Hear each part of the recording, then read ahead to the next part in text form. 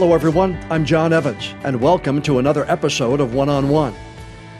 Lilah Pate had her first on-screen acting role when she was just 10 years old. Years later, she landed roles in 2 streaming series that shot here in North Carolina, The Summer I Turned Pretty and Outer Banks, that one created and directed by Lilah's dad, Jonas Pate. Well, Lilah's career skyrocketed in 2025 when she got the role of Sophia in another of her father's series called The Runarounds, shot here in Wilmington, all about a band of high school musicians trying to make it big. Well, that role has led to a lot of new opportunities for Lilah and her rediscovered love for singing. Hoggard High School graduate, actor, director Lilah Pate joins us from California. Lilah, welcome to the One-on-One with Jon Evans podcast. Thank you. What an introduction. That was amazing. How has life changed for Lilah Pate since the September release of The Runarounds? That's a phenomenal question. I think it was a really interesting time when it was released in my life because I was working so intensely, so I didn't really process it. And it's also weird. Like, I remember staying up and being in London in my bed. I was on the phone with Emmy Sabolkin, who's in the show as well. She's my best friend. And we were like reloading Amazon Prime over and over for like us to be able to watch it. And then I clicked it and I expected like the world to just suddenly change, you know? And I was like, okay, now we can watch it. That's insane. Like, are other people watching it? How do we know what's happening? What changes? And then I went back to bed because I was tired. But so I wasn't too caught up in it, which I think was a blessing because I didn't have time to fixate on how it was doing or commentary, and I try to go out of my way to avoid that type of stuff to begin with. And then only recently, to be candid, going on tour with the boys for a second was the first time I really felt the energy of the show and just the impact it's had in people's lives, which has really touched me. And just seeing all of the fans come out, and I've never had anyone make me gifts. This girl named Emily, who's so kind, made me a whale shark drawing, and it just touched my heart so much. I got a couple bracelets, I got rock god glasses. After the shows, we would go out to the barricade and like talk to a bunch of people and just hear their stories and how the show impacted them. So I think meeting fans firsthand and like seeing, you know, how the art actually touched them has been really, really cool. But yeah, it was a weird time for it to have been released, so I don't know. How has it impacted you professionally? Has it opened a lot of doors for you? Yeah, I mean, I think just getting a chance like that to be a series regular in a TV show nowadays is so difficult. And so that opportunity alone is the greatest blessing because, you know, you have a reel and you have something to show for yourself, and you can meet with all of these incredible people and do these other projects, and you have kind of a credit that people take seriously. So yeah, definitely I've gotten to meet so many cool people and have so many great chances, so many great auditions, so many heartbreaking losses auditions, but that's part of being an actor. But it's been such an amazing ride. I'm so happy. Now, you were in The Summer I Turned Pretty. You were also in Outer Banks, but this was really your first leading role. When Absolutely. you walked on set, did you feel any extra pressure of having to carry it any more than normal? Yeah. Well, I mean, this was a very unique experience to begin with because of the way the show was put together and filming a spec pilot first, and then a year later filming the actual series. And because, you know, my family is a part of this project, and that comes with pressures on its own and expectations, and I knew the chance my dad was taking on me, and I really didn't want to disappoint him most of all because he's worked his entire life to build the career he has and to the name that he has for himself, and my performance is a reflection of him and him taking a chance on me, and I don't take that lightly. And I know there are so many incredible actors who could have done Sophia justice. And so the opportunity to have been seen and chosen for that part, I just really didn't want to disappoint anyone. I wanted to do the work and show that, look, I'm going to keep working. I'm going to keep getting better. I take this really seriously. This is what I want to do with my life. I understand my privileges, and I want to work extra hard to prove that I also do deserve to be here. And but when we were filming the pilot originally, my dad called me and said, he said, "You can't be good. You have to be great. I'm putting my entire career on your performance," because he was also stressed about it, which is not my normal dynamic with my dad. My dad's my best friend, but like he was very like, this is not a joke. This is people's livelihoods depend on this. People are investing their time and energy and money into this. I believe in you. You've done the work. You're going to school for acting. You've gotten these other credits on your own, because that was really important to him that I did that first. Mm-hmm. And he wanted me to take it really seriously. And he was also stressed because the crew itself was a lot of the same crew from Outer Banks, and he didn't want me to get to set and the crew to look at him like, oh my God, look at Cass's daughter, and she's not doing the thing. And he really cares about their opinions, and he cares about them like family. That's how he always is to crew. And then we had this first day, and it was super stressful because, with family, they don't have to speak for you to know how they're feeling. It's like you can energetically pick up. And I was super stressed and like, I have to be perfect. And he was super stressed, like, was everyone thinking right now on set? And then we had a long talk on the porch that night, and we just reminded each other how lucky we are to be in this position, how unbelievably blessed we are to have gotten the opportunity to work with each other, to be friends, to create art that we care about, and we need to focus on the joy of it instead of the pressure. And after that first day, it truly was an incredible experience, and we just found a certain flow and a certain language on set and certain boundaries, and the pressure kind of went away, and it just became about the art and having fun. But at the beginning, for sure, I rambled. I apologize. You have to cut me off. No. I think it's great that you shared this, because you shared it a little bit when we talked during the press tour when you joined us with Marley and Kelly. You performed a lot. You just said you performed with the group in the House of Blues, and you performed with them a couple of times. Is that just fun, or is that something that Lilah might want to get into, more of the singing along with the acting? It's a phenomenal question. I'm glad you asked. Singing was originally my first love when I was younger, and it was something that I lost confidence in. And I remember being at like a talent show and seeing this one incredible singer perform, and I just remember thinking she was put on this earth to do that. She just has one of those voices that moves you, like God put her on this earth to do that. And I thought, I have a pretty voice, I have a decent voice, but it's not like that. So there isn't space for me to do that. And so I just stopped completely. But it was always something that I would do privately. I write a lot of poetry, similar to my character. I write a lot of songs, but I just never shared them with anyone. I stopped performing. I stopped doing musicals and kind of stuck to plays.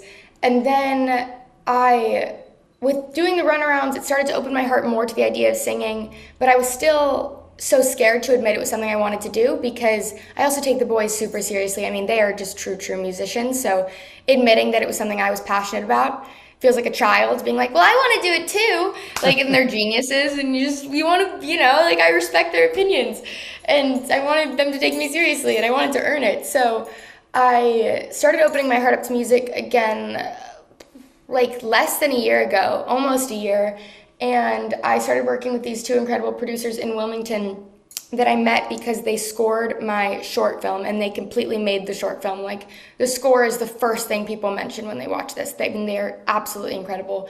And I took them to lunch, and I was like, would you guys ever like want to make a song together? And they're like, do you sing? And I was like, yeah. Hadn't sang in so long. And then we started working together, and I just like feel like I found my voice again. It has been the most fulfilling experience for me. And then I booked a movie a month later, which involves singing, girl group with Rebel Wilson. And so suddenly, like, it was weird. Like, I opened my heart to singing again, and then the universe was like, that aligns. And now I'm taking it very seriously, and I'm really excited to eventually release music, but right now I'm just trying to create as much great art as I can, and like what rings true to me, and try different sounds and work with different people, and but I'm super excited with the future of that for me.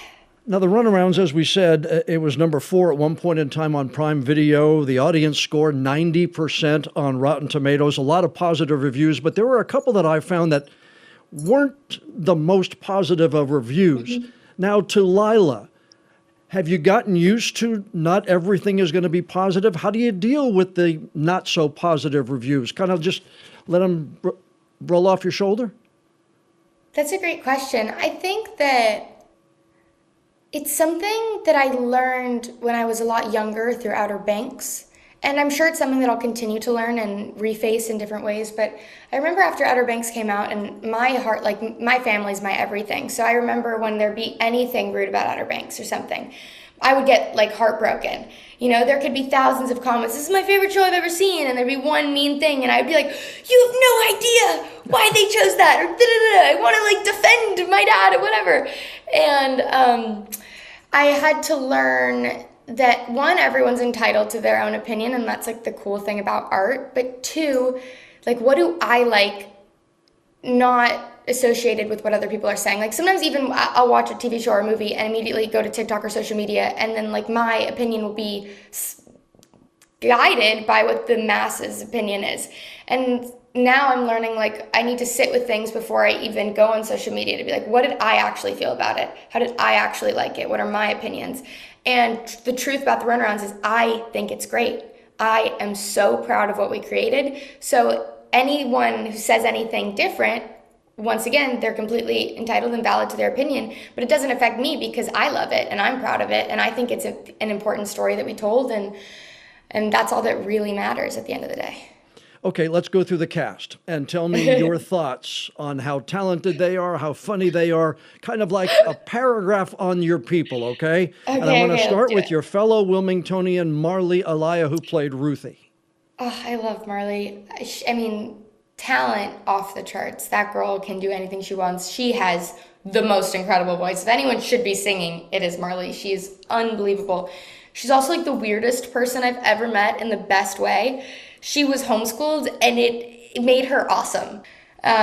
She will never fail to make you laugh, and you're trying to follow her train of thought in the most interesting way. She's just an awesome person to be around, so down to earth, so talented, nothing she can't do, and she also could be a Victoria's Secret angel. So just the best person ever.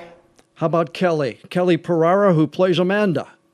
Yes, Kelly's so amazing, and I'm going to say they're all amazing, just so you know, because I genuinely feel that way.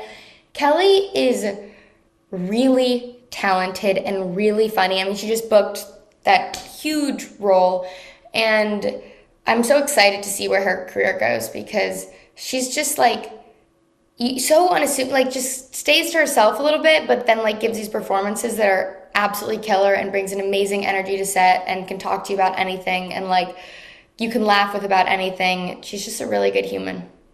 William Lipton, Charlie, right out in front of the group, and somebody who came into this project with probably a little more acting experience than anybody else really did in the cast. Yeah, I mean, he is incredible. Acting is a lot of who you act off of, and the fact that he's my scene partner majority of the time, lucky me.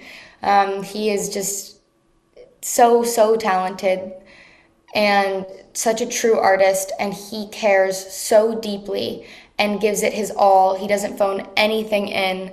He believes in the project, and I'm his #1 fan. Like, if you have the opportunity to ever see him on stage, I mean, he's just a star at everything he does, and he's also my best friend, so that's pretty helpful too. How about Axel Ellis, who plays Neil?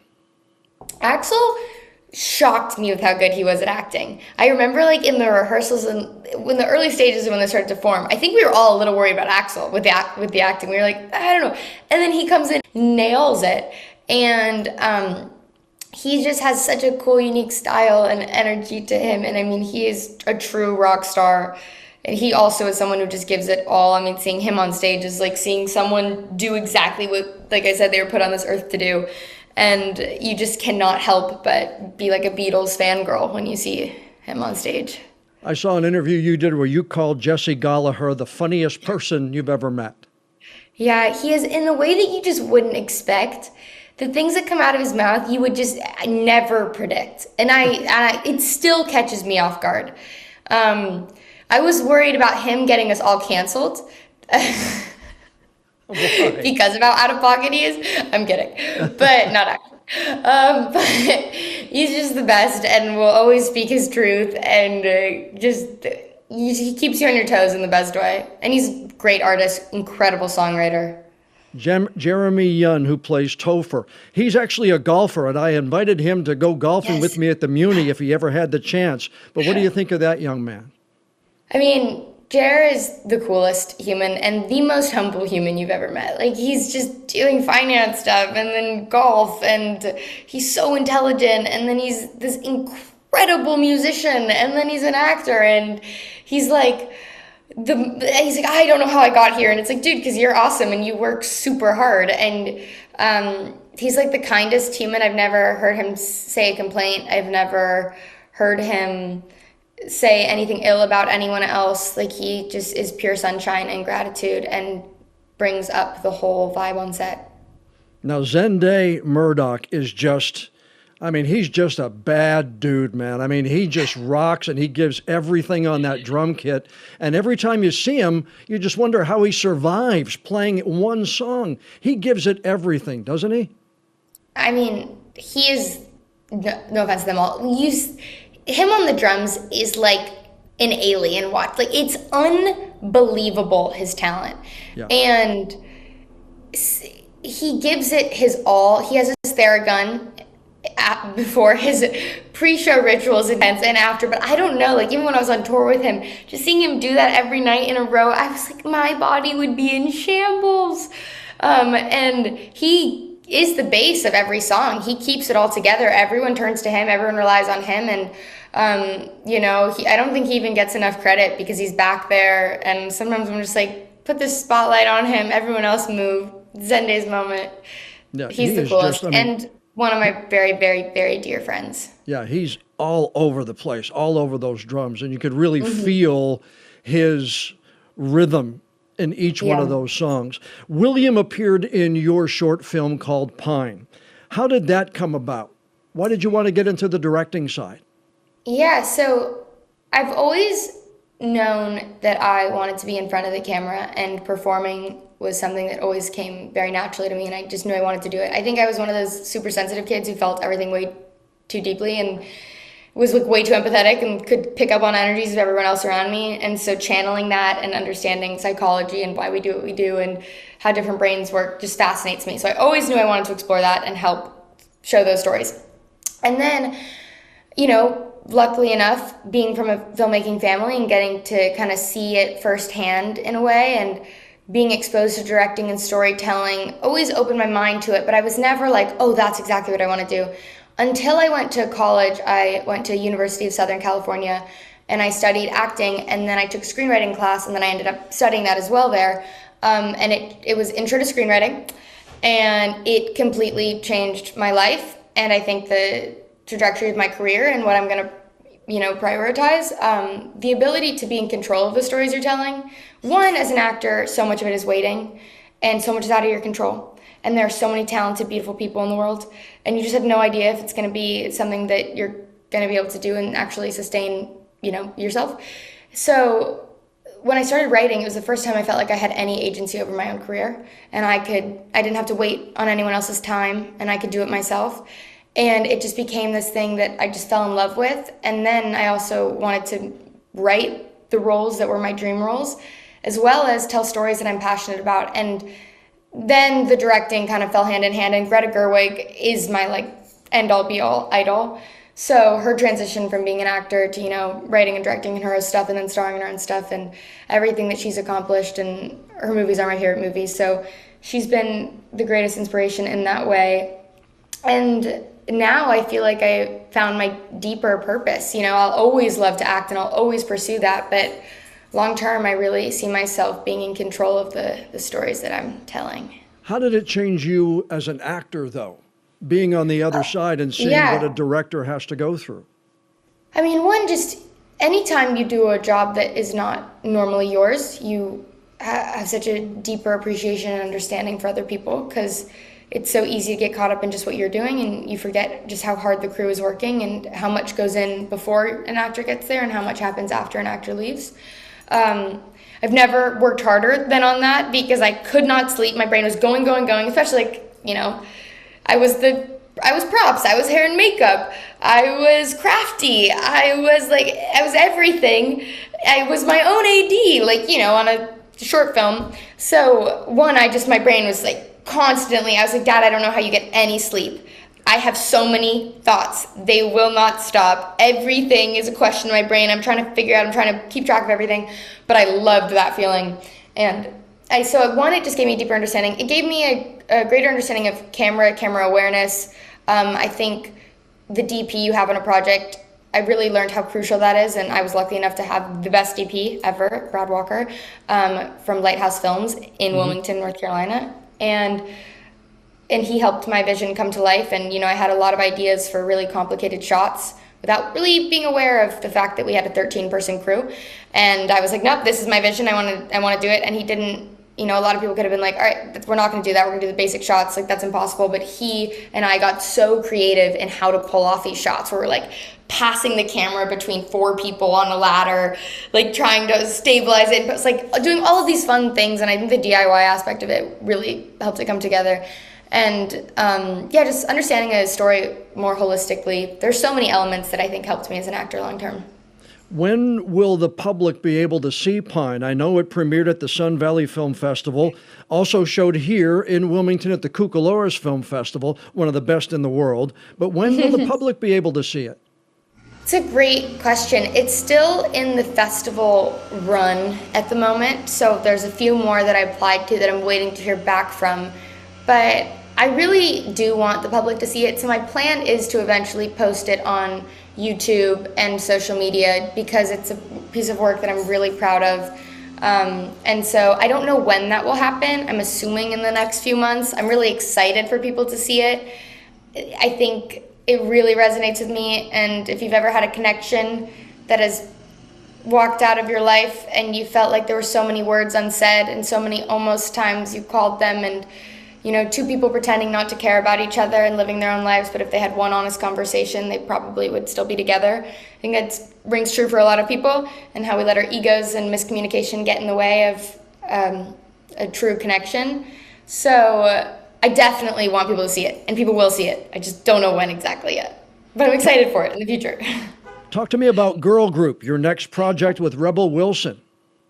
I mean, that was the craziest experience ever. I remember getting the audition, and it was like a Pitch Perfect spinoff vibe, and I was like, okay, so I will do anything for this. And I did my audition, and it was like an audition. I love Rebel Wilson because in the audition it was like very improv heavy. Like it was like we had to submit our special talents, and I like hula hooped in the audition. I can tie shoes really, really fast. I like to color and draw, so I showed my little drawings.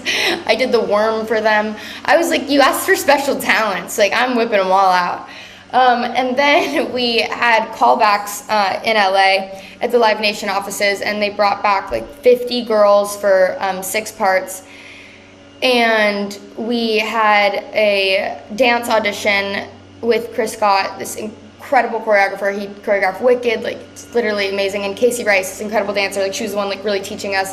And then we performed in groups of 5, and then we had to do an improv dance as well. And like that was scary. I looked around, like all these girls I know, I'm aware of, I'm fans of them, I've seen them. They're like talented, trained, incredible dancers. And I was like, so I will not be winning on technique.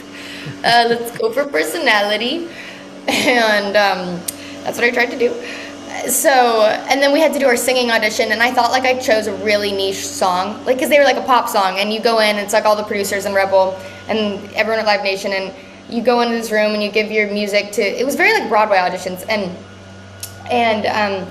then I think I chose The Climb, by the way, which is like before it was like really, I chose The Climb in the Runarounds. It's a very iconic moment in the Runarounds, and that was my idea, claiming it right now. I love that song. I love Miley Cyrus. So I chose to do The Climb. It's a really special place in my heart. And I'm like, this is genius. I'm like listening through the walls, and I just hear like 15 girls do The Climb. And I was like, what are the odds of this? Like, why did everyone choose this song? And they all just have the best vocals I've ever heard. So I was a little bit like, dang. And then I got through that, and then it was our in-person auditions with just Rebel, the casting director, Rich Delia, and the producer, and so it was very intimate, and I just improv'd and gave it my all. And then there's actually 2 days of in-person auditions but I had to fly. I had to take a red eye that night to New York to go to press for the Runarounds, where we did like a multi-title press shoot with all Amazon shows, which was so fun. And I wasn't even supposed to be able to go to one day of the callbacks because I had missed a day of press, but I was like, I have to, Amazon, please, this movie, I need it. But then I was like, oh God, I can't be there for 2 days. There's no chance. And then I booked it. And then we were in LA for a bit doing dance prep, which was crazy boot camp. And then went to London and made this awesome movie that I'm really proud of. I have no idea how I am in it because I had so much fun. I feel good about it. I gave it my all, but you never know. I've not seen anything, but it was really cool, and I'm excited about it. Did you have more confidence for that after doing the Runarounds? After after anchoring that cast for the better part of however long it took you to shoot it? Yeah, I think that every time you do something, you feel more confident in yourself, which is why it's important to just get reps in. And booking Girl Group really meant a lot to me because, you know, I'm choosing to do the arts with my life, which can be a very scary thing. And I've booked things that have nothing to do with my family, but not large parts in those things before. And I think a part of me deep down wondered, like, can you do it? Are you good enough? You know, and I know I want to be, and I'm going to continue to work to get better and better and really try. And I believe in myself. But I really wanted to book a big part in something really cool that had nothing to do with my family, that they didn't know anyone, and simply based off my talent and my work ethic and me as a person. And I really wanted to do it before the Runarounds came out because, like you said, once a show comes out, it is easier. And I know it was a very unfair goal to put on myself, but when I did book this before the show came out and a movie at this scale, it was a really emotional moment for me because it kind of solidified like I am on the right path with my life, and other people are validating that other than, you know, the people that can't help but love me. So it was awesome. You're all of 22 years old now, right? Yes. What goals do you have at such a young age? Something you want to do? Somebody you want to work with?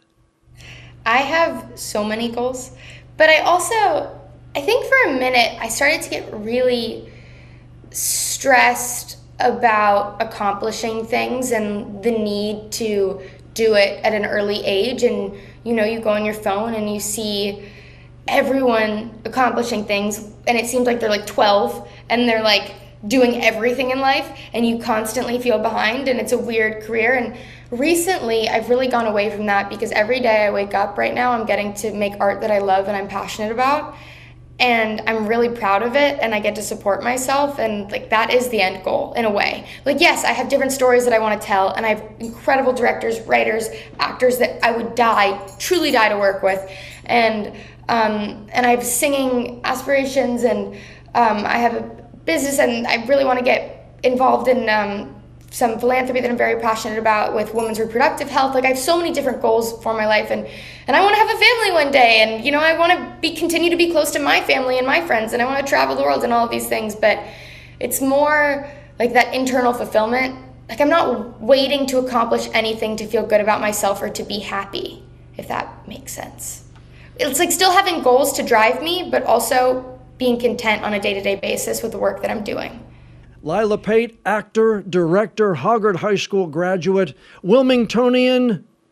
We're going to put that on her resume as well. We appreciate you taking the time to join us. We wish you all the best. And make sure you let us know when Pine is available for the public to see. And thank you for being on the One-on-One with Jon Evans podcast. Yay, thank you for your time. This was so fun, truly. Thank you so much. I appreciate it. A big thank you to Lilah Pate for joining us for this podcast episode. If you want to follow her, she's all over social media, especially Instagram and TikTok. And keep an eye out for the short film she directed. It's called Pine, and hopefully it's going to be released sometime in 2026 when we all can see it. And also keep an eye out for that project she's in with Rebel Wilson called Girl Group. And now, before we go, I'd like to ask you a favor. Please follow or subscribe to the One-on-One with Jon Evans podcast on whatever app you use to listen to your favorite shows. And if you'd like to see a video version of this interview with Lilah Pate, just head on over to my YouTube channel.